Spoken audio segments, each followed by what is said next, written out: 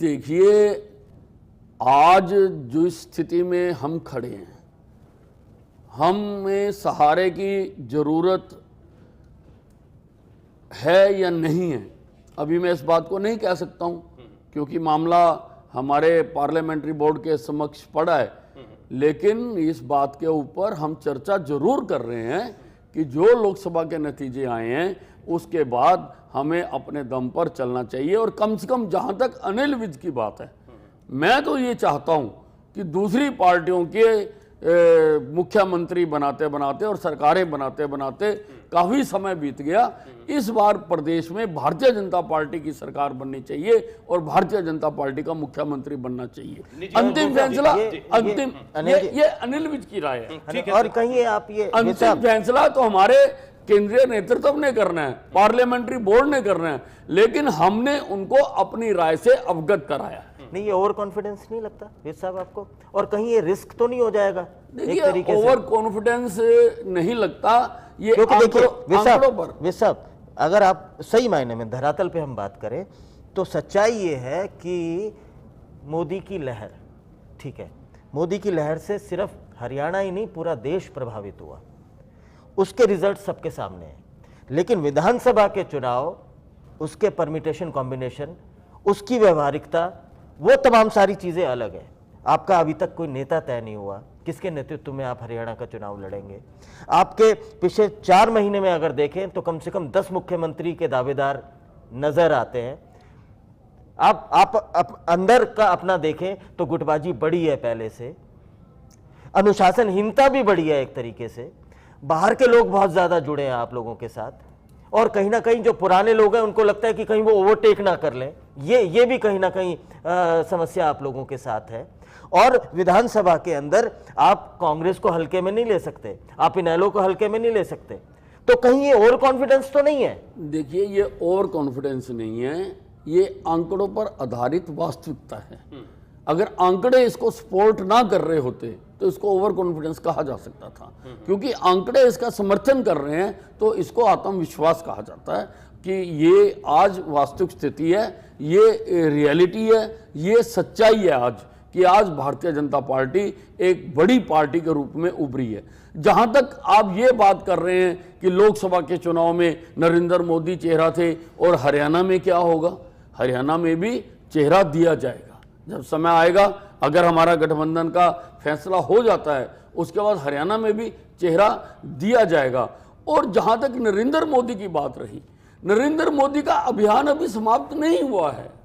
नरेंद्र मोदी ने नारा दिया था कांग्रेस मुक्त भारत का निर्माण करने का। अभी हमने लोकसभा से कांग्रेस को उखाड़कर फेंक दिया। आज कांग्रेस जिसका 65 वर्षों तक देश में राज रहा, आज वो कांग्रेस के नेता विपक्षी दल का नेता बनने के लिए दर दर भटक रहे हैं। अभी नरेंद्र मोदी ने लोकसभा से उखाड़कर फेंक दिया, लेकिन विधानसभाओं से अभी कांग्रेस को उखाड़कर फेंकना बाकी है। नरेंद्र मोदी का नरेंद्र मोदी का अभियान उसी प्रकार से तब तक चलता रहेगा जब तक हर प्रदेश से कांग्रेस को उखाड़कर फेंक नहीं दिया जाता। तो आप अभी और ये आवश्यक भी है, ये आवश्यक भी है। ये उसी नीति के तहत है जिस नीति के तहत लोगों ने नरेंद्र मोदी को देश का प्रधानमंत्री बनाया, क्योंकि अगर देश को दिशा और दशा देने के लिए कोई भी बिल पास करना हो तो उसको लोकसभा में भी और राज्यसभा में भी बहुमत की आवश्यकता है। लोकसभा में लोगों ने हमें बहुमत दे दिया, लेकिन अभी राज्यसभा में बहुमत प्राप्त करना बाकी है। और राज्यसभा में बहुमत प्राप्त करने के लिए, क्योंकि राज्यसभा के सांसद विधानसभा से चुनकर आते हैं, विधानसभाओं में मेजोरिटी हासिल करना जरूरी है, तभी तो विधानसभा चुनाव में भी मोदी जी पे ही निर्भर रहेंगे आप, या अपने दम पे कुछ करेंगे? क्योंकि इसमें तो कोई दो राय नहीं है। देखिए, नरेंद्र मोदी जी और भारतीय जनता पार्टी को अलग अलग करके नहीं देखा जा सकता, वो एक ही है। और जब भी किसी प्रदेश में चुनाव होते हैं तो केंद्रीय नेतृत्व वहां पर पूरी अपनी भूमिका अदा करता है। क्या जब पिछले चुनाव हुए, क्या सोनिया गांधी हरियाणा में प्रचार करने नहीं आई? क्या मनमोहन सिंह हरियाणा में प्रचार करने नहीं आए? तो क्या अगर आज नरेंद्र मोदी प्रचार करने के लिए आएंगे तो वो कुछ गलत हो जाएगा? नरेंद्र मोदी यकीनी तौर पर हरियाणा के चुनाव में पूरी तरह से प्रचार करने के लिए आएंगे। हमारे बाकी राष्ट्रीय नेता भी आएंगे, सुषमा स्वराज जी भी आएंगी, राजनाथ सिंह जी भी आएंगे, और भी जिस जिस नेता की आवश्यकता पड़ेगी वो सब नेता आएंगे। हमने मिलकर हम करना चाहते हैं, क्योंकि आपके बयान लगातार चर्चा में रहते हैं टेलीविजन चैनल्स पर, खासतौर से जो हमारे प्रदेश के चैनल हैं उसमें बड़ी बड़ी ब्रेकिंग में आपके बयान चलते हैं। सीधा सवाल, हरियाणा जनहित कांग्रेस से आप संबंध क्यों तोड़ना चाहते हैं, गठबंधन क्यों खत्म करना चाहते हैं?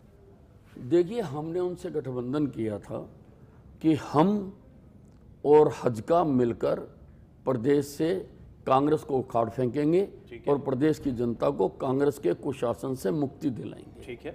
लेकिन अब जो लोकसभा का चुनाव आया, अब इस मोदी की सुनामी में सारे देश में कहीं पर भी किसी भी पार्टी ने भारतीय जनता पार्टी का दामन थामा, वो पार्टी तर गई, वो पार्टी पार हो गई। लेकिन हरियाणा में हमारा गठबंधन पार्टनर खुद भी डूब गया और दूसरी लोकसभा सीट भी हार गया। 18 विधानसभा सेगमेंट में से 11 में हार गया। तो एक प्रश्न खड़ा हो गया कि हम विचार करें कि जो आदमी अपनी सीट हार गया इतनी सुनामी में, क्या उसके नेतृत्व में अब आगे की लड़ाई लड़ी जा सकती है या नहीं लड़ी जा सकती है? हम उस विचार करने की प्रक्रिया में हैं। हर स्तर पर हम विचार कर रहे हैं। हमने अपने भारतीय जनता पार्टी के प्रदेश के हर लेवल पर इसका विचार किया। हमने राष्ट्रीय नेतृत्व को भी कार्यकर्ताओं की भावनाओं से अवगत कराया। राजीव, इन्होंने दो बातें, जिसपे पहला क्या था, जो शर्तें थी वो हम सबको पता है, चर्चा करते भी रहते हैं। दो बातों पे, एक सीएमशिप नहीं देंगे, ठीक विद साहब, दूसरा 45 सीटें नहीं देंगे हारने के बाद ये स्थिति नहीं रह गई। हाँ, विद साहब का भी यही कहने का भाव है कि उस आदमी के नेतृत्व में क्यों लड़ा जाए जो अपनी सीट नहीं बचा पाया। लेकिन ये लॉजिक, लेकिन विशाल सवाल ये है कि जब आप इस तरह के नफा नुकसान से संबंधों को तौलते हैं, पंजाब में आप बड़ा शानदार गठबंधन चला रहे हैं, कई हार जीत आप लोगों ने शामिल होकर देखी हैं, महाराष्ट्र में आप बहुत शानदार गठबंधन चला रहे हैं, वहां भी आपने कई तरह के तजुर्बे किए हैं। हरियाणा में आकर प्रश्न चिन्ह लग जाता है। जब आप ऐसा करेंगे, आप अभी अपनी निजी राय ही रख रहे हैं, उस पर ही तर्क दे रहे हैं, तब आपको अपॉर्चुनिस्ट नहीं कहा जाएगा, आपको ये नहीं कहा जाएगा कि आप केवल लाभ की सियासत करते हैं, तब आपके बारे में ये प्रचार नहीं होगा कि आपने धोखा दिया है इसलिए कि कुलदीप बिश्नोई और उनकी पार्टी चुनाव हार गई, आप उनसे अलग चले गए।